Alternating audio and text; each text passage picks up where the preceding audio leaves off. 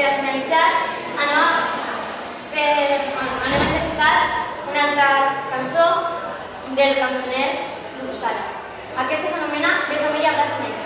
És una mostra de cançó de temàtica eròtica de l'època, que parla del desig de la dona per a que l'home li satisfaci per les lleis.